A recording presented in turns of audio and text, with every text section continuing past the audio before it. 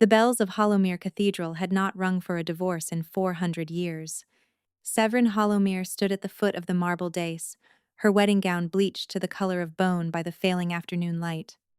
600 witnesses filled the cathedral, packed shoulder to shoulder along the carved oak pews, every one of them holding perfectly still. The silence was not respectful. It was hungry. She kept her chin lifted. She had practiced that. For 3 nights in the chamber that no longer felt like hers, she had stood before the silver mirror and rehearsed how a woman walked to her own unmaking without breaking. Spine straight, shoulders down, eyes on the man she had loved for 11 years. The man she had loved. Cale Vorenfast stood above her on the dais, the Alpha King's circlet of black iron and red gold resting heavy on his brow. His ceremonial mantle of white wolf fur fell from his shoulders to the marble floor, and beneath it he wore the same charcoal jacket he had worn the night he placed his teeth at the base of her throat and swore his bond to her in a wild-flower meadow 11 summers ago. She wondered if he remembered. Beneath her gown, against the curve of her left ribs, the claiming mark Cale had placed on her skin so many summers ago burned hot enough to make her dizzy. She had felt it pulse for 3 days, through the long preparation rituals, through the public processional, through the moment a serving girl had brushed her hair and whispered, "I am sorry, my lady," and bitten her own lip until it bled because the apology had been too dangerous to speak aloud. The mark burned now as if her body still believed Cale loved her. Her body was a fool. Kyle Vorenfast, Alpha of the Northern Reach, Lord of Vornerith, blood of the Old Pact. The High Speaker turned toward the dais. "You have brought petition before the cathedral and the gods. Speak the cause of your severance." A murmur moved through the witnesses like wind through dry grass. For a moment, Cale did not move. Severin allowed herself one final cruelty. She looked up at him fully. She let her eyes rest on the line of his jaw, the small white scar on his temple from the night he had ridden through a hailstorm to reach her after her father's death, the dark hair she had cut herself with shaking fingers the morning of their bonding because the appointed barber had not arrived in time. "Look at me," she thought. "Look at me one last time." He did not. His eyes were fixed on the rose window above the altar. They were warm. That was the worst of it. They were the eyes she had woken beside for 11 years, the eyes that had laughed with her over breakfast not 3 mornings ago, the eyes that had gone soft at the sight of her in the chapel doorway only this dawn, when she had come to him with the petition already in his hands and asked him, quietly, whether he meant it. He had not been able to answer her then. He had only nodded, with the strange flat distance of a man speaking from the bottom of a well, and turned away. "The bond," Cale said, and his voice carried to every corner of the cathedral without seeming to rise, "is unfit." A sound left Severin's throat that was not quite a sound. The mark on her ribs flared so violently that her knees almost gave. She locked them. "The goddess does not err," the High Speaker said carefully. "What was bonded by fate cannot be made unfit by mortal hands. The goddess does not err, but mortals do. The bond was placed in error. It must be cut." The murmuring rose. Several of the older lords leaned forward in their seats, their faces tight with disbelief, because what Cale had just spoken was not merely cruel, it was heresy. To call a fated bond an error was to call the goddess a liar. And yet no one stood. No one objected. Severin understood then, with a clarity so sharp it felt like a knife slipping between her ribs, that this had been arranged. Every lord in this room had already been spoken to. Every house had already chosen its side. The ceremony was not a hearing.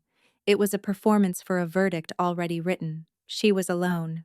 Her free hand rose and pressed flat against the lower curve of her belly. Beneath her palm, beneath the layered silk and the bone corset and the pale skin she had once trusted to bear her through any wound, there was a heartbeat that was not her own. 11 weeks. The midwife had counted carefully. 11 weeks. And the child was small but stubborn, with a pulse so steady the old woman had laughed and said it had its father's temper. Severin had walked into the cathedral knowing. She had told no one. Not her sister, who had refused to attend. not the priestess of the small forest shrine who had blessed her quietly the night before. Not Kael himself, though she had stood outside his study 3 different evenings with her hand raised to knock and walked away each time because something in the set of his shoulders had told her the words would not be welcome. She would not tell him now. He had not earned the knowing. "Bring forward the severance blade," the high speaker said.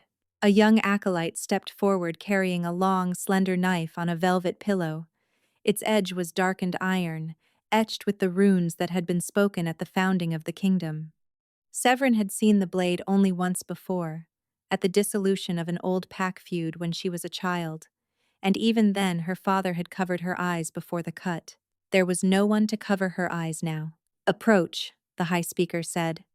Severin climbed the 3 marble steps to the dais. Each one cost her more than she would let any of these witnesses see. She stopped before Kael. He was taller than she remembered. Or she was smaller. She could not tell anymore which of them had changed. She lifted her left wrist, the one that bore the silver bonding cuff he had placed there at their wedding, and she held it out without speaking. Kael took the severance blade. His hand did not shake. He set the dark edge against the silver, and he met her eyes for the first time in the entire ceremony, and for one breath the warmth was still in him. She saw him in the gold of his eyes. She saw the man who had ridden through hail to reach her, the man who had sworn the bond in the wildflower meadow, and the man who had asked her, only this dawn, whether she would forgive him in some life that came after this one. Then the warmth went. It went the way a candle goes when a hand passes over the wick. Between one breath and the next, the gold of his eyes turned the color of cold iron, and the man who had loved her for 11 years was no longer in the room. The cuff parted with a small, clean sound, like a struck bell, and fell to the marble between them. The mark on Severin's ribs went out. She had not understood, until that moment, that it had been a fire. She had only understood it as warmth, as presence, as the constant low hum of the bond she had carried since she was 20 years old. Now, in the absence of it, she felt the cold rush in. It was the cold of a house, with the hearth gone out. She did not cry. She had decided 3 days ago that she would not give them tears, and she kept that promise to herself even as the inside of her chest seemed to collapse inward like a roof in a long abandoned house. "It is done," the high speaker said. "It is done," 600 voices answered. Severin turned. She walked back down the 3 marble steps. She walked the length of the great central aisle past the silent witnesses who would not meet her eyes. She walked past the carved oak pews where her father had sat at her wedding and wept openly because his daughter had been chosen by the goddess herself for the highest bond their people knew. Her father was 4 years dead. He could not see her now. She was glad of it. At the cathedral doors, a woman, in deep crimson silk, stepped out from the shadow of a pillar. Her hair was the color of polished copper, and her smile was very small and very pleased. Lady Ostrin Marrowmere had been waiting for this day for a long time. "The carriage will take you to the eastern gate," Ostriny said, her voice low and almost kind. "Your belongings are already loaded. The king has been generous considering you were never the queen this kingdom required, Severin. Your father knew it. He would not say it, but he knew it. A daughter is not a treaty." Ostriny's copper eyes did not blink. "Walk." Severin did not answer her. She walked past Ostren, out through the great bronze doors, into the failing red light of a kingdom that had just unmade her. The carriage waited at the bottom of the cathedral steps, black lacquered, unmarked, the kind sent for shame, not for travel. She climbed inside. The driver did not greet her. The horses were already in motion before the door fully closed. Severin pressed her forehead to the cold glass of the window. Somewhere inside those walls, Kael Vorenfast was already turning toward Ostren, already accepting the new bond his lords had arranged, and already letting 11 years dissolve like ink in rain. She lowered her hand to her belly. Beneath her palm, the small, stubborn heartbeat went on. "You and I," she whispered to her child, and her voice did not break because she would not let it. "We are going to disappear now." The carriage passed beneath the eastern gate as the last red sunlight died on the cathedral spires. She did not see the figure that stepped out onto the high cathedral balcony at the very moment her carriage passed beneath the gate.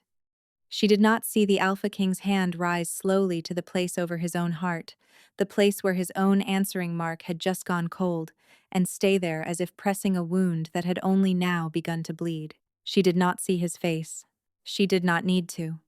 She was already gone. 2 summers later, the herb woman of Lyran's Hollow was known for 3 things. She did not speak of her past. She did not accept payment in coin if a poorer offering would do. And the small, dark-haired girl who followed her everywhere, clutching the hem of her cloak with one fist and a wooden wolf carved by some unknown hand with the other, was the most watchful child anyone in the village had ever seen. The child was called Winnow. She was almost 2 years old, and she did not speak much yet, but her eyes were the color of cold iron, and she did not miss anything. The herb woman called herself Marin. She was not Marin. Marin was a widow from the southern coast. Marin had lost her husband to a fever. Marin had walked north until she could no longer hear the sea, and she had stopped in Lyran's Hollow because the old healer there was dying and the village had needed someone to take her place. Marin did not exist before 2 summers ago, and the people of Lyran's Hollow had decided, with the quiet kindness of mountain folk, not to ask. Severin tied off the last bundle of dried meadow foil and hung it from the rafter. The cottage was small, 2 rooms and a loft, but the herbs hanging from every beam made it smell like summer, even in the deep cold of mountain spring. Winnow sat on the woven rug by the hearth, building a slow, careful tower of smooth river stones, her small face fixed in concentration. She had her father's hands. Severin had stopped flinching from the resemblance. Mostly. "Mother," Winnow said. The single word still stopped Severin's breath. The child had spoken her first word 4 months ago, and she had spoken perhaps 30 since. Each one was a quiet astonishment. "Yes, my heart." Cold. Severin frowned. The fire was high. The cottage was warm enough that she had pushed her sleeves up past her elbows. Then she felt it. Not in the air. In her ribs. The mark Kale had placed on her 2 summers ago, the mark that had gone cold the moment the severance blade parted her cuff, had been silent ever since. She had stopped reaching for it the way an amputee eventually stops reaching for a missing hand. Now, beneath the worn linen of her shirt, the place where the mark had been was warm. Not burning. Not pulsing. Just warm. The way skin is warm after a hand has rested on it. Severin pressed her palm flat against her ribs and went very still. Across the rug, Winnow looked up. Her iron eyes were calm. "He is looking," the child said. Severin did not ask what her daughter meant. She did not ask how a child not yet 2 could know, in the careful, unhurried voice of an old woman that something far away had begun to search. She stood with her hand pressed to a mark that should not have been able to feel anything ever again, and she understood, with the same terrible clarity that had come to her on the cathedral dais, that the world had just shifted under her feet for the second time in her life. Outside, in the high pines beyond the cottage, a single wolf began to howl. It was very far away. It was not far enough. The traveler arrived in Lyran's Hollow on the 7th day after the mark went warm. He came on foot, leading a lame horse, his cloak gray with road dust. He went first to the village inn, as travelers did, and he bought a bowl of barley stew and a cup of mulled cider, and he listened. He listened for almost 3 hours before he asked his first question. That was how Severin knew, when the innkeeper's boy came running up the path to her cottage with his face flushed and his eyes wide, that the man at the inn was not an ordinary traveler. Ordinary travelers asked questions in the first 10 minutes. "He says he is looking for kin. Mistress." The boy panted. "A sister," he says, "lost in the southern fevers 2 summers back. He says she had a daughter. He says she had hair, the color of a winter river." Severin's hair, the hair that had once fallen to her waist and been called by the bards of Vornereth a river under moonlight, had been cropped short and dyed with walnut hull for 2 summers. She set down the pestle she had been holding. "Did you tell him anything, Pell?" The boy shook his head hard. No, mistress. Ma'am says we don't tell strangers who lives where. Ma'am says people have reasons. Your mother is a wise woman. Severin pressed a copper coin into his palm. Run home. Do not pass the inn on your way. The boy nodded and ran. She stood for a long moment in the doorway and watched the smoke from the village chimneys rise gray against the white shoulders of the mountains. A man was asking questions. He had not described Kale's claiming mark. He had not named her by her old name. He had described her hair, 2 summers out of date, and offered a cover story about southern fever, which suggested he did not have full information. Either he was not from Kale's household, or he was, and Kale himself had not told his agents the whole truth. Either possibility was bad. She turned back into the cottage. Winnow was already at the door of the small back room, her cloak in her hands, her wolf carving tucked under her arm. The child had been ready before the boy had finished speaking. How did you know, my heart? You went still. Severin knelt in front of her daughter and touched her small cheek. We are going up to the high meadow. We are going to wait there until I am sure. We will not come back. It was not a question. No, Severin said quietly. I do not think we will. She had prepared for this. There was a satchel in the false bottom of the herb chest. There was a smaller satchel for the child. There were 3 different routes out of the valley, and she had walked each of them in good weather and bad. She moved through the cottage with a calm that surprised her. She gathered the satchels. She banked the fire so the cottage would not burn. She left the door unlocked because locked doors brought questions, and an unlocked one suggested a brief errand. She paused at the small carved shelf above the hearth and took down a single object. It was a folded square of black silk no larger than her palm. She had not opened it in 2 summers. She slipped it into the inner pocket of her travel cloak, against her ribs, against the mark that should not have been warm. Then she lifted her daughter onto her hip and walked out into the dusk. They were halfway up the eastern path when Winnow lifted her head from Severin's shoulder and looked back down the slope. He is at the cottage. Severin did not turn. Is he alone, my heart? Winnow was quiet for a long moment. No. There are 3. And a wolf. Severin's blood went cold. A man with 2 companions and a wolf was a bond hunter, sent from a royal kennel, trained from puppyhood to track a specific scent across any distance and any disguise. Kale had not sent a messenger. He had sent a hunter. She shifted Winnow higher on her hip, set her free hand against the trunk of the nearest pine to steady herself, and breathed once, deep, the way her old riding master had taught her to breathe before a jump that frightened her. Hold on to me, my heart. Hold on tight. We are going to run. Winnow's small fists closed in the wool of Severin's cloak. Above them, somewhere in the high pines where the light had already failed, a single howl answered the one Severin had heard a week ago at the warming of the mark. It was not far away anymore. It was close enough that the pine needles trembled. She did not run far. 300 paces up the eastern path, where the pines closed overhead into a low green ceiling and the trail forked toward the high meadow, Severin stopped. She set Winnow down behind the broad trunk of an ancient red cedar, knelt to her daughter's height, and pressed her finger to her own lips. Stay. Do not come out. Whatever you hear. Winnow's iron eyes did not blink. She nodded once. Severin straightened. She drew the long iron pin from the heavy braid at the nape of her neck and let her cropped hair fall loose. She unwrapped the folded square of black silk. Inside lay a thin curved knife no longer than her hand, its blade darkened with the same runes that had been etched into the severance blade. She had taken it from her father's hunting cabinet the morning of the dissolution. She held it now. She stepped out from behind the red cedar and stood in the middle of the path. She waited. The first man rounded the bend. He was older than she had expected. Mid-40s, broad through the shoulders, his gray cloak travel-stained and his short beard carefully trimmed. He stopped when he saw her, and he did not reach for the long knife at his belt. He raised both hands instead, palms out, in the old gesture of parley. My lady, the words struck her like a thrown stone. You have the wrong woman. I do not. He took one careful step forward and stopped when she lifted the dark blade. My name is Halrek Voss. I served as second sword to your father for 19 years. I held you on my knee at your naming ceremony. She did not lower the blade. My father is dead. 4 years this winter. I rode in the funeral procession. I carried the second standard.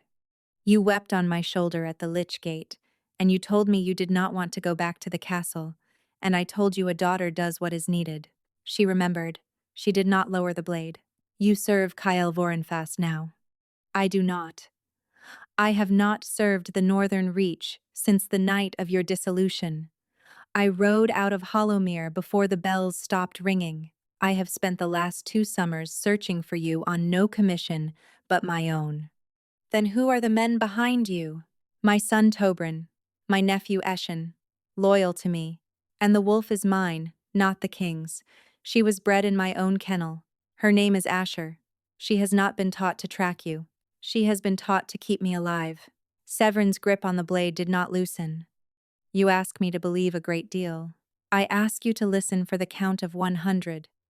After that, if you tell me to leave, I will leave. The light beneath the pines went deeper blue. Behind the red cedar, Winnow made no sound at all. Severin lowered the blade. Not far, just enough. Speak! Your dissolution was not what it seemed. The blade rose again before she had decided to lift it. Do not stand on this mountain and tell me he loved me. I watched him cut the cuff. I watched his eyes. I am not telling you he loved you. I am telling you he was bound. I do not understand. There is a binding older than the severance blade, older than the cathedral. It is called the Hollow Oath, and it is forbidden in every kingdom where wolves still remember the old ways, because it does what no honest magic should be permitted to do. It strips the will from a wolf and replaces it with the will of the one who set the binding. The bound wolf does not know he is bound. He believes every word he speaks is his own. Halrek's voice did not rise. The hollow oath cannot be set on a wolf who is mated.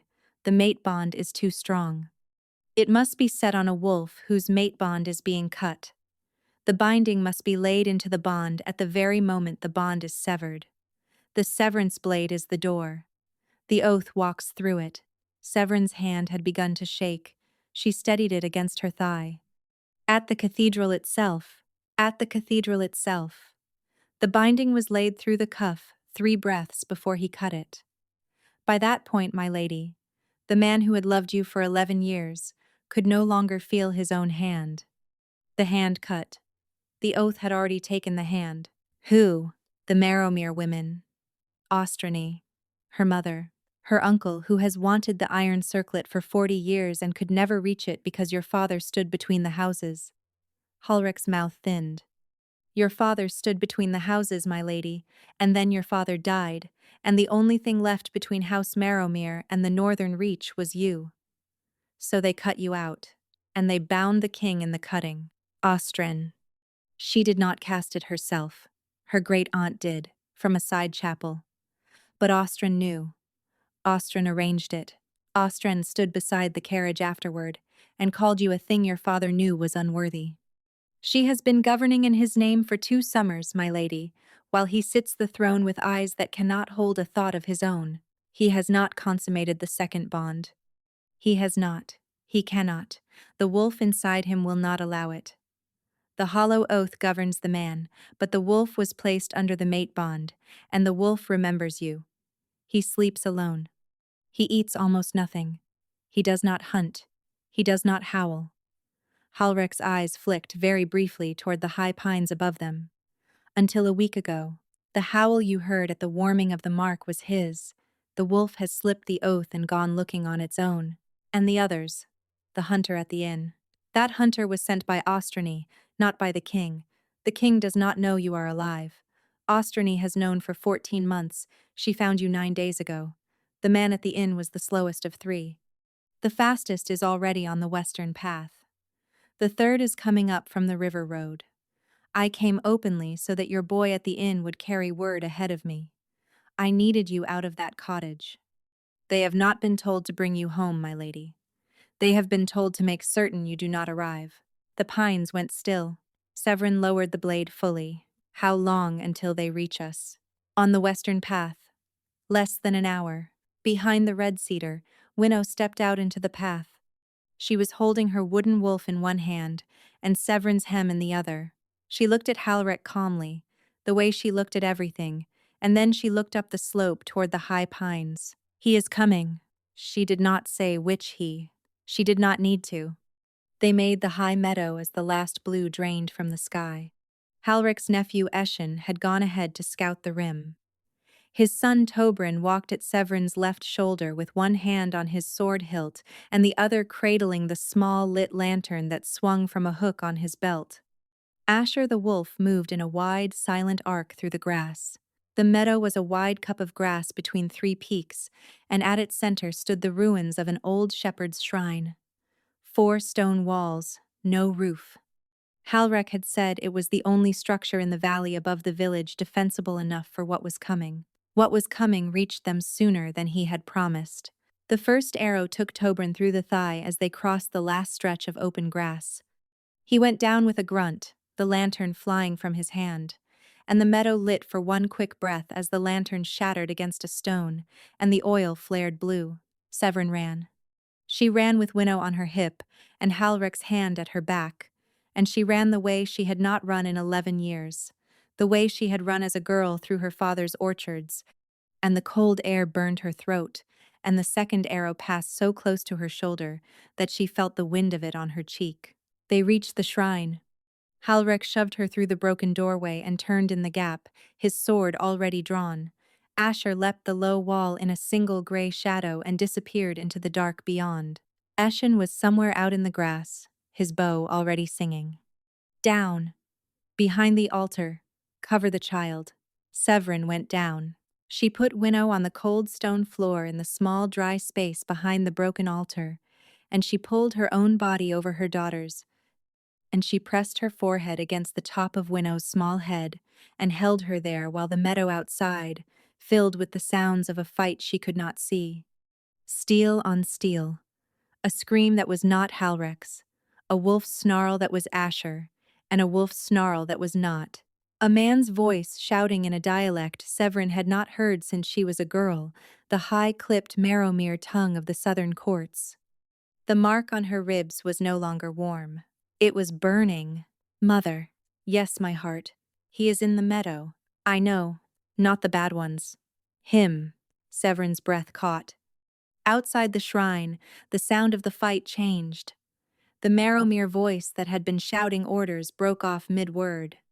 The clash of steel on steel went silent in one quarter of the meadow and then, half a heartbeat later, in another. Asher's snarl rose into a full-throated baying and dropped into something that was almost a whine. A wolf was moving through the meadow, not running, walking, slow, deliberate, unhurried. Severin lifted her head. Through the broken doorway she could see only a narrow strip of grass and the dark beyond. A shape moved across that strip, low to the ground, black, larger than any wolf had a right to be. Its head was lowered and its shoulders rolled with each step, and the meadow grass bent away from it as if the grass itself knew. The shape stopped. It turned its head toward the shrine. Even at that distance, even through the broken doorway, Severin saw the eyes. They were not iron. They were pale gold. The color a wolf's eyes only became when the wolf had been running for a very long time without the man inside it. Halrek was suddenly in the doorway, his sword lowered. My lady, do not come out yet. He is not himself. Severin stood up. She did not know why. She lifted Winnow into her arms, and she stepped past Halrek before he could stop her, and she walked out through the broken doorway into the meadow grass. The black wolf had not moved. She stopped 6 paces from him. She could see the silver in the fur at his throat now. She could see the long old scar at his shoulder where, 8 summers ago, a boar had nearly opened him from collarbone to ribs and she had stitched the wound herself by lamplight. She could see the way his great head was lowered and the way his sides shook with a tremor that was not exhaustion. She could see, through the bond she had thought severed 2 summers ago, that he was afraid of her, of seeing her, of having found her and not knowing if he was permitted to come closer. Winnow lifted her small head from Severin's shoulder. The black wolf's golden eyes moved from Severin to the child, and the great body went absolutely still in a way that the meadow itself seemed to feel. The wind dropped. The grass settled. Winnow looked back at the wolf with her iron eyes. "Hello." The black wolf made a sound Severin had never heard a wolf make. It was not a howl. It was not a whine. It was something between the two, low and broken and very old, and the moment it left him, his great body folded down into the grass, as if his legs had simply refused to hold him any longer. He did not shift. He could not, Severin understood. There was not enough of the man left in him to shift. He only lay in the meadow grass at her feet, his enormous head down on his paws, his golden eyes lifted to her face, and he waited for her to send him away. Or not. She did not send him away. She did not go to him either. She stood in the meadow grass with her daughter on her hip and the black wolf at her feet, and she let the silence stretch between them until she could hear her own heartbeat in her ears. "Halrek, my lady." "Tobrin." "Alive, my lady." The arrow went through clean. "The hunters." "3 down. 2 ran. Eshen has gone after them.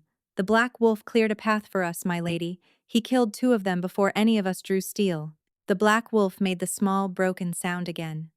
Severin did not look down at him. "Build a fire inside the shrine. Tobrin needs warmth. The child needs warmth. I need to think." She heard them move. She did not turn to watch. She stood with her child on her hip, and her hand pressed flat against the burning mark on her ribs, and she made herself look down at the wolf. "You found me." The wolf did not move. "You should not have." The wolf's golden eyes did not leave her face. "I do not know how much of you is in there. Halrek says you have been running on the wolf alone. He says the man has been bound for 2 summers by a thing called the hollow oath. He says the binding was laid through the cuff in the moment you cut it." She paused. "I do not know whether it would matter if I believed him." The wolf shivered, a long shudder, head to tail. "You cut my cuff. The hand that cut it was your hand. I felt the bond go out the way a hearth goes out when the last log is pulled from the fire. I walked out of that cathedral with nothing. I rode 3 weeks in a black carriage to a coast I did not know. I sold my mother's pearls to buy passage on a fishing boat. I gave birth to your daughter in the back room of an inn outside a village whose name I do not know, with no midwife but the innkeeper's wife. And the only thing I had to bite down on was a leather strap she gave me from her husband's tack room. Your daughter was born in the dark, and I did not have a single name to put on her birth roll because the name I had been given by my father had been taken from me 3 months before." The wolf's sides heaved. Winnow turned her small face into Severin's neck. "And now you come. After 2 summers. After your wife's sisters have put 3 arrows into the man at my right hand. You come on 4 legs because the 2-legged thing you have become could not have walked into this meadow without killing me, and you lay yourself in the grass at my feet, and you wait." The wolf made the sound again. "What do you imagine I will do?" She did not expect an answer. What she got, instead, was a change in the wolf. It was very small at first. A trembling that ran along his shoulders. A flicker at the edges of his fur that was not quite movement. The mark on her ribs flared so hard she gasped, and Winnow's small hand closed in the wool at her throat. He was trying to shift. He could not. She watched him try, watched the great body in the grass strain and shudder, watched the gold eyes go almost white with effort, and she watched the shift fail, but something was answering inside him. Something was reaching. The mark on her ribs reached back before Severin gave it permission. She doubled forward over Winnow with a sound that was not quite a cry, and the meadow tilted, and she felt, for the first time since the cathedral, the bond she had buried come open under her ribs like a door she had nailed shut and forgotten. Through the door came everything. The waking in the bridal chamber the morning after the dissolution to find a woman he did not know in his bed, and a memory he could not match to the room. The first time he had looked into a mirror and seen iron in his own eyes, and not understood why the sight made his hands shake. The afternoon a hound that had loved him for 9 years had backed away from him with its hackles up. The night he had stood on the cathedral balcony at the eastern gate and watched a black carriage pass beneath it and felt, for 1/2 second, that something was wrong. Something was wrong. and then the feeling had been wiped clean, as if a hand had passed across glass. The night, 6 months ago, when he had ridden out into the eastern forest under a full moon and not come back as a man, because somewhere inside the wolf there had been a small, unbound thing that had finally remembered her name. She felt the moment he had begun to look. She felt the months of looking. She felt, last, the howl he had loosed a week ago when his nose had finally caught a thread of her on a wind that had come down off these mountains. The bond went quiet. Severance straightened slowly. She was crying.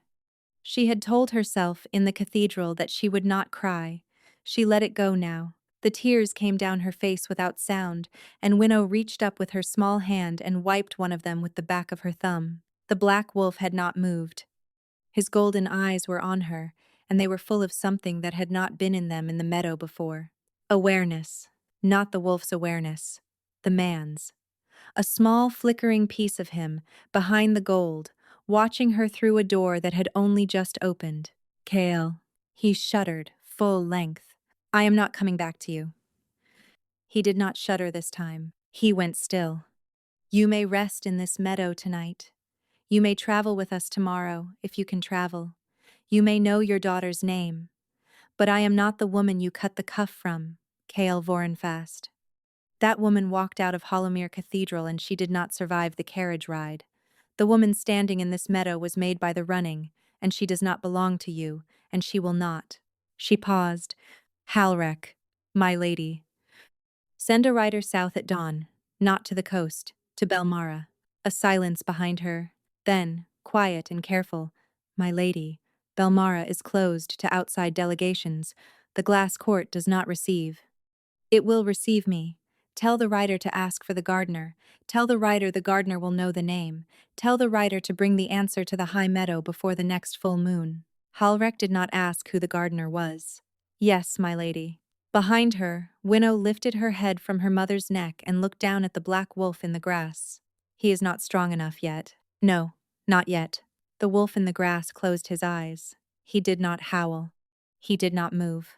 He only lay in the meadow at her feet and let himself be seen, for the first time in 2 summers, by the only creature in any kingdom who could have looked at him without flinching. Above the meadow, the moon cleared the eastern peak. It was 3 nights short of full.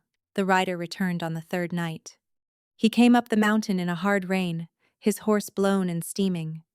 He spoke only when Severin had brought him into the small inner chamber of the shrine, on one knee, with his rain-wet hands flat on his thighs. My lady, the gardener answers. He lifted from his belt a wax-sealed cylinder of dark green leather and held it out. Severin took it. She broke the seal. She read the 3 lines inside twice. Then she rolled the sheet again, slid it into the inner pocket of her cloak, and rested her hand for one moment on the rider's bowed head in the old Bel Mara sign of grace received. You have done well, Corin. Eat. Sleep. We ride at first light. Yes, my lady. He withdrew. Severin sat for a long time on the low stone bench against the shrine wall. Across the chamber, on a pallet of folded cloaks and pine boughs, Winnow slept curled against the warm side of a black wolf who had not left her for 3 days and 3 nights. The wolf's gold eyes were open. He was watching Severin. He had not shifted. He could not yet. She did not speak to him. She did not need to. The bond between them had been cracked open in the meadow, and it had not closed since, and whatever passed between them now passed without words.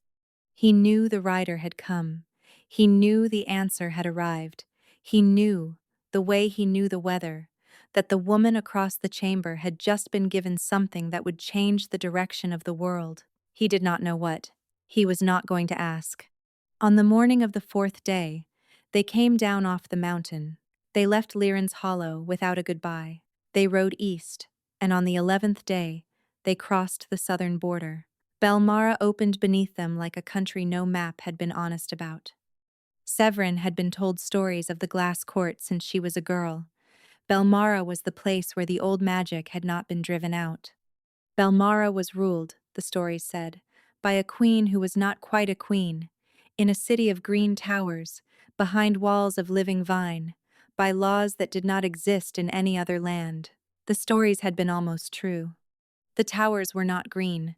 They were the color of clear river water at noon, and they had not been built. They had been grown. The walls were not vine. They were a single living tree, taller than any oak Severin had ever seen, coaxed for 1,000 years into the shape of a city's defense, its branches woven into ramparts and its roots run beneath the streets in hollow living arches. The queen was real, but the woman who met them at the southern gate was not the queen. The woman who met them at the southern gate was old. She was very small and very straight, and her white hair was braided into a single thick rope down her back, and her eyes were the color of new copper. She wore a gardener's apron over plain green linen, and her hands were stained dark to the wrist with something that smelled like cut stems and old earth. She watched the small ragged company come down out of the hills, and when Severin reined in her horse 3 paces from her, the old woman tipped her head and smiled with one corner of her mouth. "You took longer than I expected, child. I had a daughter to raise." "So I see. And a husband to bury." "I have not buried him. Not yet." The gardener's gaze shifted, deliberately, to the black wolf at Severin's stirrup. The wolf did not look away.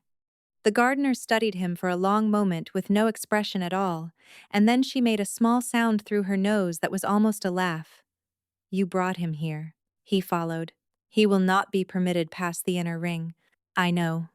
He will not be permitted to leave either until I have decided what is in him. I know that as well." The gardener's copper eyes returned to Severin's face. "You have grown teeth, child." "I had to." "Yes, you did. Come inside. The court has been told. The chamber has been opened. The crown has been brought down out of the high vault for the first time in 81 years, and the seamstresses have been working in shifts since my answer left me." She turned, and the great living gate of Bel Mara opened before her without any hand touching it. "It is time, child. You have been the gardener's apprentice in absentia, and you are about to become something else." The wolf at Severin's stirrup made a small sound deep in his throat. It was not a growl. It was not a whine. It was the sound a man makes when he understands, in one breath, exactly how much he has lost. Severin did not look at him. She rode through the gate into Bel Mara, and the living wall closed behind her, and she did not look back. 8 months later, the iron circlet of Vornereth cracked. It cracked at the midwinter feast, in the great hall of Hollowmere Castle, while Cale Vorenfast sat at the long table beside a wife, who was not his wife, and listened to his lords argue about a tithe he did not care about. At the moment the head steward struck the small iron bell to call the third course, the circlet broke clean across the front, from temple to temple, with a sound like a struck axe. Half the table came to their feet. Cale did not. He sat very still while the circlet slid forward off his hair and fell in 2 pieces onto the white linen of the table. The pieces did not bounce. They lay where they fell, and a thin black smoke curled up from the broken edges, and the smoke smelled like a hearth that had been out for a long time. Ostran Marrowmere went the color of old paper. "Bring the smith," she said, too loud. "Bring the high priest. There is a flaw in the iron." "There is no flaw in the iron," Cale said. It was the first full sentence he had spoken at table in 9 days. Ostran's hand closed on his wrist with a strength that had once frightened him and no longer did. "My lord, you are not well. The midwinter feast is a long ceremony. You should retire. Take your hand off my wrist, Ostran." "My lord, the Marrowmere governance has held this kingdom together for 2 summers while you grieved." "Grieved." The word fell into the hall like a dropped stone. "Is that what you have been calling it?"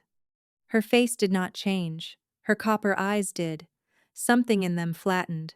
"I have called it what was needed," she said quietly, only to him. "You are no use to this kingdom raving about a dead woman. You have not been any use since the cathedral. Sit, smile. The smith will be brought. The woman is not dead. The woman is dead enough." He turned his head, very slowly, and looked at her. The hall went silent in stages. The lords nearest the high table stopped speaking first. Then the lords in the second tier.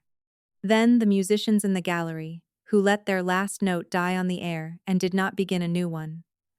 By the time Cale had finished turning his head, the entire hall of Hollowmere Castle had stopped breathing. Ostran Marrowmere took her hand off his wrist. "Good," he said. He stood up. "There is a binding on this hall. There has been for a long time. It is called the Hollow Oath.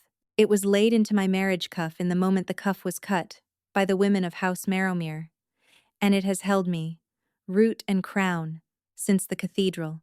The circlet that has just broken on this table was the seat of that binding. It has broken because the binding has failed. It has failed because the woman it was used to cut from me is no longer cuttable." A sound moved through the hall. Ostran stood. "My lord, you are speaking in fevers. The court physicians. You called my wife a thing my father knew was unworthy. At the carriage. 2 summers ago. I have not been able to reach that memory since the day it was made. I can reach it now." Her mouth opened. It did not close on a word. "Send the riders," Cale said to the steward. The steward took 1 step backward from the high table. "My lord, where shall I send them?" "Bel Mara." The hall made the sound again. "Send 4. Send my best 4. Tell them the Alpha of the Northern Reach asks the glass court for an audience under the old protocols. Tell them I will come unarmed and unaccompanied. Tell them I do not ask for forgiveness. I do not ask for the bond. I do not ask for the cuff. Tell them I ask only to be heard." Cale's hand went to the place over his ribs where, 2 summers ago, a severance blade had cut a silver cuff and turned a hearth out. "Tell them I have something to say to the woman I cut, and after I have said it she may do with me what she chooses, and I will accept her judgment, whatever it is, and however long it takes." The steward bowed. "Your lordship." Cale turned his back on the high table and walked the length of the hall and out through the great bronze doors, and as he walked, the lords of Vornerith rose to their feet on either side of him in a long, slow wave. "Not all of them. Enough." When the bronze doors closed behind him, Ostran Marrowmere was sitting alone at the high table with 2 pieces of broken iron in front of her and a hall that no longer answered to her name. The riders left within the hour. They reached the southern border in 19 days. The southern border did not let them through. It let through one of them, the youngest, who carried the message and nothing else, and it kept the other 3 at a small white guest house a 1/4 mile back from the living wall. The young rider walked alone through the great living gate of Bel Mara on the 21st day after midwinter. He was met at the gate by a small old woman in a gardener's apron. He delivered the message on one knee. The old woman heard him out without expression. When he had finished, she lifted the wax-sealed letter from his hand, broke the seal with her thumbnail, and read. She read it twice. She rolled it up.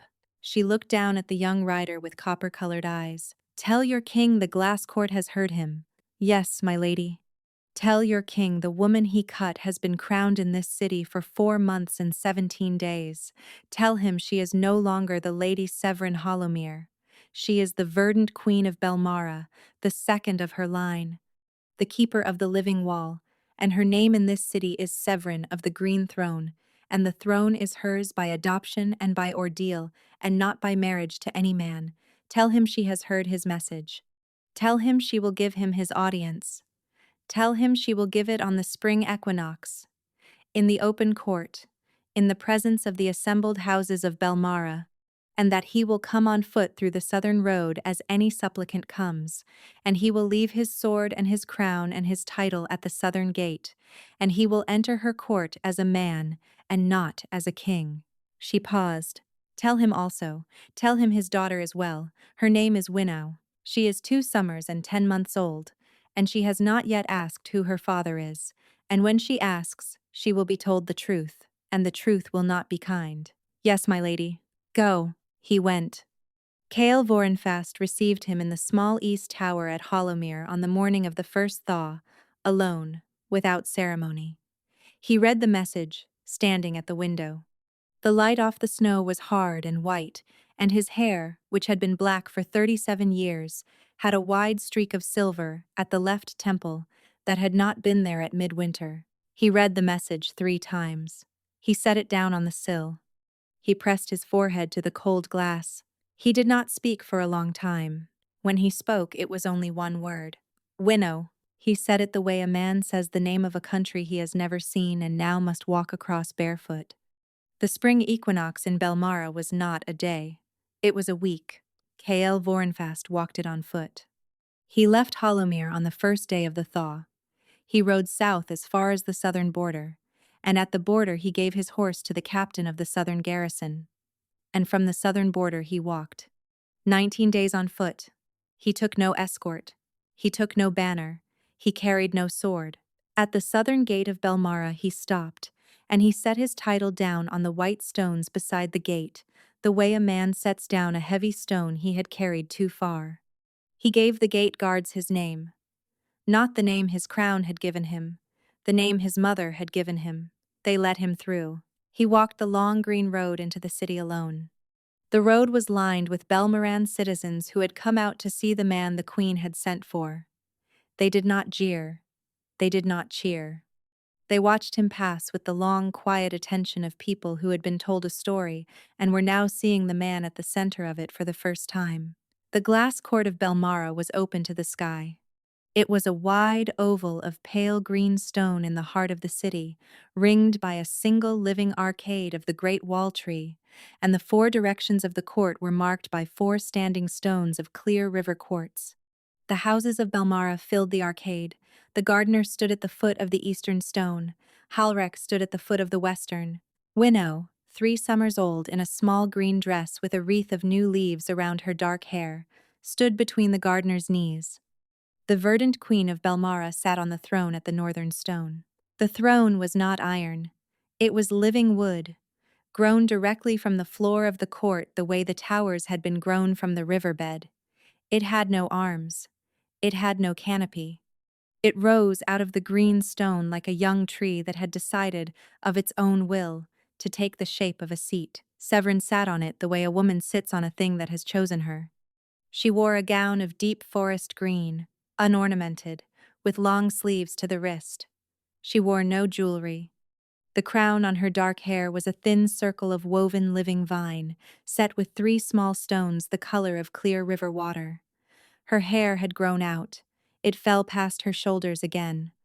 The walnut dye had been let go. It was the color the bards had once called a winter river under moonlight.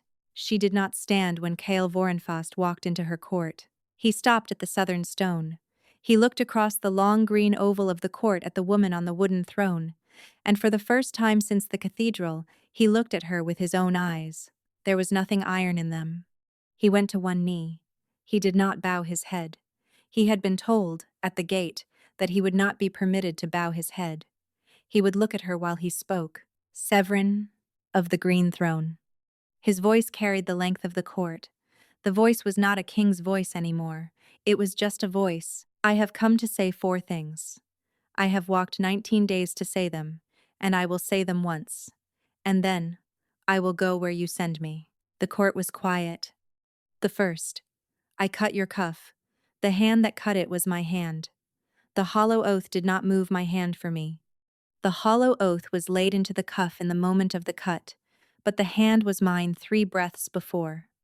There is a difference, and the difference is mine to carry. I will not stand in your court and tell you I was not the man who cut you. I was the man who cut you. I was made into him in the cutting, but I was him in the breath before, and I will not hide behind the binding. A breath moved through the arcade. The second. I did not know about the child. I learned her name in a letter on the first morning of the thaw. I will not pretend to you that I have any right to her. She was born in a back room without a midwife. I was not in that room. If she chooses one day to know me, I will be there. If she chooses never to know me, that is her right, and it is more than I deserve. He did not look at Winnow. He had been told, at the gate, that he would not be permitted to look at Winnow. The third. I am not here for the bond. The bond was cut, and the cut was real.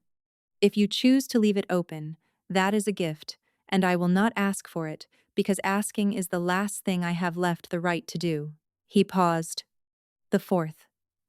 I came to Bel Mara to be sentenced. I was bound by an oath that should not exist. I let it be set on me.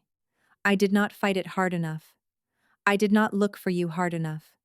The wolf inside me looked, and the wolf inside me found you, and the wolf inside me is the only thing about me that is not ashamed today. The man is ashamed. The man asks the verdant queen of Bel Mara for a sentence. Whatever the throne decides, I will accept, and I will not appeal it, and I will not return to Vornerith without it. He stopped. He stayed on one knee. When Severance spoke, she spoke quietly. The court had been grown to carry quiet voices. You have asked the throne for a sentence. I have. The throne will give you one. Her hands rested on the wooden arms of the throne that did not have arms, and her crown of living vine moved very slightly in a breath of wind that came in across the open top of the court. You will return to Vornerith. You will dissolve the second bond before any priest of the cathedral, in open court, with House Marrowmere standing as witness. You will name the hollow oath and the women who placed it, and you will hand them to the law. You will not execute them. You will see them tried in open hearing, and you will see the verdict honored. And if the verdict goes lighter than your blood would prefer, you will honor it anyway, because it was the verdict of a court and not the verdict of a king. Yes, you will rule for 9 more years, not 11, not 10, 9. At the end of the 9th year, you will set down the iron. You will pass it to a council of the houses, in the form Vornerith used before the first crown was forged. You will sign the abdication on the equinox in the 9th year, and you will leave Hollowmere Castle on foot the way you came into Bel Mara on foot, and you will not return. A sound moved through the arcade. In the 9th year, when you have laid the iron down, you may cross the southern border again. Not before. You may come to Bel Mara on foot. You may stop at the southern gate. You may give your name to the gate guards. If the guards come and tell me you are there, I will decide, in that hour, whether to let you through. I will not promise you that I will. I will not promise you that I will not. She paused. That is your sentence, Kael Vorenfast. Will you accept it? I accept it. Without appeal. Without appeal. Stand. He stood. The thing inside him that had been a hollow for 2 summers was no longer a hollow. It was a wound. A wound was not a hollow. A wound could close. Severin of the Green Throne. Kael Vorenfast. May I look at her? The court understood who he meant. Severin did not turn her head toward Winnow. She did not need to. She had felt her daughter's small attention shift, very slightly, toward the southern stone. Winnow. Yes, mother. Do you wish to be looked at? The child considered this with the long, careful seriousness that the people of Liren's Hollow had once said was the most watchful any child in their valley had ever been. Not today. You heard her, Kael Vorenfast. I heard her. Then you will not look. I will not. He kept his eyes on Severin.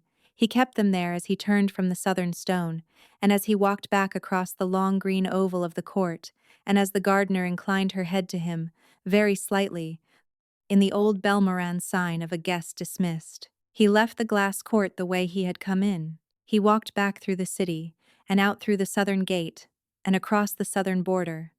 And his 3 older riders rose from the small white guest house and fell in behind him. And the 4 of them walked north together into the long thaw. He did not look back. 9 years was a long time. It was long enough for a small, dark-haired girl to grow into a tall one, long enough for the silver at Kael Vorenfast's temples to spread until the black was the streak and the silver the field, long enough for a kingdom to learn how to govern itself in council, and to do it badly for 2 years, and then to do it well for 7. Long enough for the hollow oath trial that lasted 9 months, and the verdict that exiled 3 Marrowmere women to the northern coast for the rest of their lives. Ostrin did not speak at her own trial. She had not spoken at all since the night the circlet broke on the white linen. She walked into the northern coast under guard with her copper hair gone the color of dirty snow, and she did not look back, and Kael Vorenfast did not stay to watch her go. Long enough for Winnow to learn, very slowly, the shape of the man at the southern border. She learned him in pieces. From her mother, who told her the truth in small, careful portions. From Halrek, who told her stories of a younger Kale who had once ridden through a hailstorm to reach a girl whose father had just died. From the gardener who had no kindness for him and gave her none, but who refused to lie about him either. She did not write to him. She was not asked to. In the 7th year, the gardener died. She died in the herb garden, on her knees, with her stained fingers in the soil. Severin knelt beside her in the same earth and held her until she had stopped breathing, and then she stood up, and she walked back to the glass court, and she sat on the wooden throne for the rest of that day without speaking to anyone, and Winnow sat at the foot of the throne with her head against her mother's knee, and the houses of Bel Mara filed past in silence and laid green branches at the southern stone. In the 9th year, on the equinox, Cale Vorenfas signed his abdication. He did it in open court, with the Council of Houses standing as witness. He set the iron circlet, the second one, the one that had been forged to replace the broken one and had never broken, onto a cushion of white silk. He signed his name. He stood up. He walked the length of the great hall and out through the bronze doors, and he did not look at anyone, and he did not speak. He left Hollowmere Castle on foot. He walked south. He took 31 days. He was 46 years old, and the long winter had not been kind to his old shoulder. He stopped at the southern gate of Bel Mara on the morning of the first thaw. He gave the gate guards his name. The crown was no longer his. The gate guard sent the runner. The runner came back 2 hours later. You will wait at the White Guest House. The Verdant Queen has been informed. She will decide today. He sat on the bench by the door of the White Guest House through the long, hot middle of the day, and through the slow blue cooling of the afternoon, and through the first dim hour of the evening when the lanterns came up along the southern road. He did not eat the bread they brought him. He drank 1 cup of water.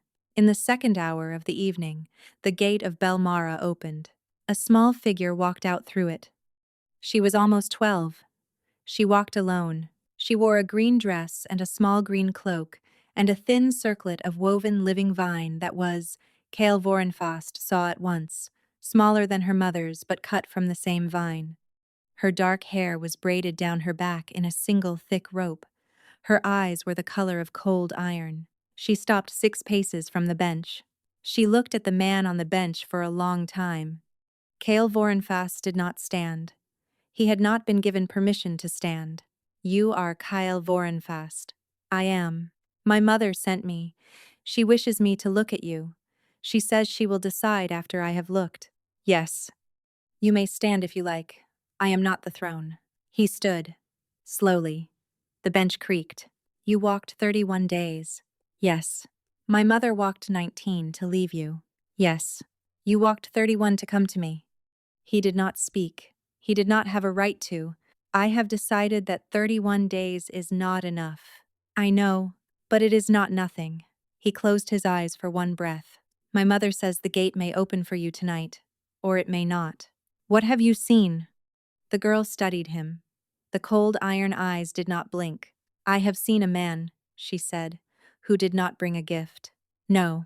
Why did you not bring a gift? Because I do not have anything that you would not be right to refuse. Winnow tipped her head to one side. The gesture was so exactly her mother's that for a moment he could not breathe. That is the right answer. My mother told me there was only one right answer, and you have given it. The gate will open. She turned, and she walked back across the white stones toward the gate, and the gate opened for her without any hand touching it, and she stopped in the open gate and looked back over her small shoulder. Come, Cale Vorenfast. He came. He walked through the gate of Bel Mara on the evening of the spring equinox of the 9th year, and the gate closed behind him, and the long green road into the city was lit by lanterns of clear river water, and Winnow walked 3 paces ahead of him and did not take his hand. She did not have to. Severin of the Green Throne was waiting at the end of the road. She was not on the throne tonight. She was standing in the arcade of the glass court, in a plain dark green gown without a crown, and her winter river hair was loose down her back, and she was, Cale saw at once, more herself than she had ever been in any of the 11 years he had known her in Vornereth. She did not come to meet him. He stopped 6 paces from her, and he went to one knee. Severin of the Green Throne, Cale Vorenfast. I have laid down the iron. I have served the sentence. I am not here for the bond. I am here to ask if I may stay. Not as your husband, not as your king, not as the father of the child who walked me through the gate. As a man who is no longer a king. In a city he is permitted to enter only because his daughter has looked at him and found him not nothing. Severin looked at him for a long time. You may stay. On terms. Yes. You will live in the southern guest house. Not in any chamber inside the inner wall. Yes. You will not be given a title. You will earn the right to be addressed, if you earn it. And the time is mine to set. Yes. You will see Winnow when she chooses, not when you choose. Yes. And the bond. Severin paused. The bond is not closed. It has not been closed since the meadow. I have not told you. I have not told the gardener. I have told no one. The bond has been open on my side as well as yours, and I have lived with it, and I have ruled with it, and I have not let it close, because closing it would have been a lie about what we were. He could not speak. I will not promise you that it will become anything else. I will not promise you a hearth. I will not promise you a bed. The door is not nailed shut. Whether anything walks through it from either side, in any season of the rest of our lives, will be decided by both of us, slowly, and not by any vow, spoken in any cathedral, by any priest. Yes, that is everything I have to give you, Cale Vorenfast. It is more than I came for. I know. It is more than I deserve. I know that too. Severin. Yes. Thank you. She did not answer. She did not have to. The bond between them, which had been open for nearly 10 years on a thread thinner than spider silk, settled, very quietly, into something that was not closed and was not whole, and was, for the first time since the cathedral, a thing that could be lived with. The southern guest house stood a quarter-mile back from the living wall, in a small grove of pale river birches, and it had 2 rooms, and a low slate roof, and a stone bench by the door. Cale Vorenfast lived in it for a year. He chopped his own wood. He drew his own water. He ate in the kitchen with the 2 old keepers who had served the guest house for 40 years. He saw Winnow on the 7th day of the first month. She came down the green road alone. She sat on the bench for 1 hour. She asked him 3 questions about his journey south. She told him one story about a horse she had recently learned to ride. She did not let him touch her.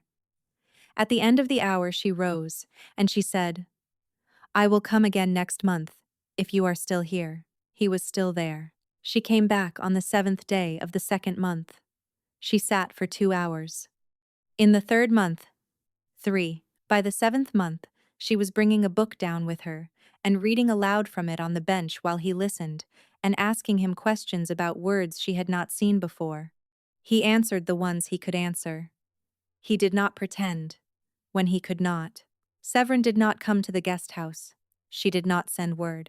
She did not, that he ever learned, ask the keepers how he was.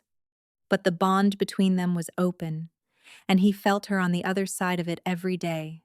She was aware of his rising. She was aware of his sleeping. She was aware of the 7th days of the months, when her daughter came down the green road, and he did not put a single foot wrong. In the 11th month, on a warm evening in late summer, Winnow brought the book down to the bench, and she read for a long time, and when she had finished, she closed the book and looked at him with her cold iron eyes. My mother says I may invite you to the equinox supper, in the inner garden. It is not a court occasion. It is a family supper. I would like. You will not be given a title at this supper. No. My mother's name at this supper is Severin, not the verdant queen. She has not asked anyone to call her Severin in 13 years. He could not speak for one breath. I will be there. Good. I will come for you on the equinox at sundown. She came for him on the equinox at sundown.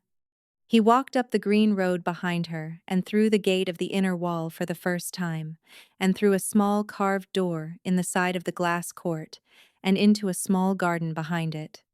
4 walls of clear river quartz, a long wooden table set for 9, a single ancient pear tree at the head of the table, in full second bloom because it was Bel Mara. Severin was already at the table. She wore a plain dark green gown. Her hair was loose. She wore no crown. She did not stand when he came in. She lifted her eyes to his, across the long wooden table, in the late equinox light, and she said his name once. Cale. It was the first time, in 13 years, that she had said it without a surname. He sat down in the chair that had been left for him, 3 places from her on her left, between Halrek and one of the old guest-house keepers. He did not try to sit closer. The supper was simple. Bread, a stew of new lamb and spring peas, a salad of cut herbs from the garden the gardener had died in. There was a young white wine. There was conversation, careful and ordinary, about horses and the spring planting. In the second hour of the supper, Severin laughed. It was a small laugh, at something Eschen said, and it was over before he had quite registered it. But Cale Vorenfast set his cup of wine down very carefully on the wooden table because his hand had begun to shake. He had not heard her laugh in 14 years. He did not look at her. He did not have a right to look at her after a laugh that had not been for him. But the bond between them, on its long open thread, brightened very slightly on the other side. It was not a vow. It was not a promise. It was a small flicker, the way a banked hearth gives one small lift of light when a draught moves the right way through the room, and he carried it home down the green road in the dark to the southern guest house, the way a man carries a coal between 2 stones. In the morning, on the bench by the door, he found a small, folded note. The note was in handwriting he had not seen in 14 years. It said only, "You may come up to the city on the 7th days of the months now, if you wish. Not only when the child invites you." It was not signed. It did not need to be. 3 more years passed. They were the years in which Cale Vorenfast walked up the green road on the 7th day of every month, and sat in the inner garden behind the glass court for 1 hour, and said little and listened more. They were the years in which Severin said his name without a surname twice in the first year, 4 times in the second, and so often in the third that he stopped counting. They were the years in which Winnow grew tall, and learned to ride a second horse, and went up into the high vault for the first time without her mother, and came down with the small, thin circlet of woven living vine that had been her mother's first crown, because the new gardener had told her that one day it would be hers. They were the years in which the bond between Severin and Cale, on its long open thread, stopped being a thread and began to be a kind of weather, and on a warm evening at the very end of the 3rd year, Severin of the Green Throne walked down the green road for the first time. She came alone. She wore a plain dark green gown and a dark green cloak. She had no crown. She had no escort. She walked down the road in the long blue light of evening, and she stopped 6 paces from the stone bench by the door of the southern guest house, and Cale Vorenfast stood up from the bench and did not move closer, because he had learned, in 16 years, that closer was not for him to choose. Cale. Severin. The gardener says the southern guest house roof will not last another winter. It is an old roof. There is a small house in the inner ring. Behind the herb garden the old gardener died in. It has 2 rooms. It has a low slate roof. It has a stone bench by the door. It has been empty for 9 years, because it was the gardener's house, and the new gardener has chosen not to live in it. He has asked me, formally, in his capacity, whether I would object. Do you object? I have not yet answered him. What would you like to answer him? She did not answer the question. Not directly. She looked at him in the long blue light of the warm evening, with her winter river hair loose down her back and her dark green cloak a little open at the throat, and she said, very quietly, "I think I would like to walk back up the road tonight, Cale, and I think I would like, when I walk up the road, to walk it slowly. And I think I would like, if you would walk it with me, to be walked beside. Not at the elbow, not at the hand, beside.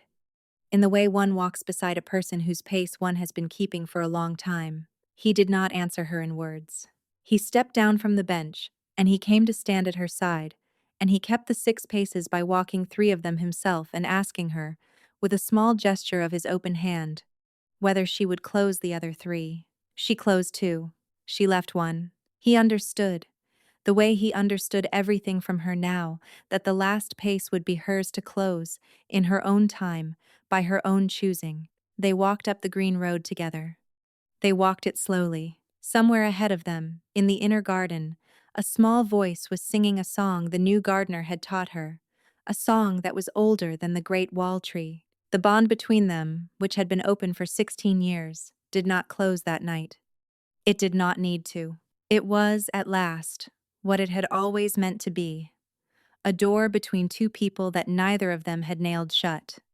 A door that had been propped open through cathedrals and severances and meadows and thrones, through 19-day walks and 31-day walks and 16 years of careful, slow-earned distance, and that had, on the warm evening at the end of the third year of Cale Vorenfast's life in the southern guest house, finally been walked through, not into a vow, into a path that two people had been laying, one careful, slow stone at a time, on opposite sides of a wound that had never quite closed, because closing it would have been a lie about what they were. The path went up the green road.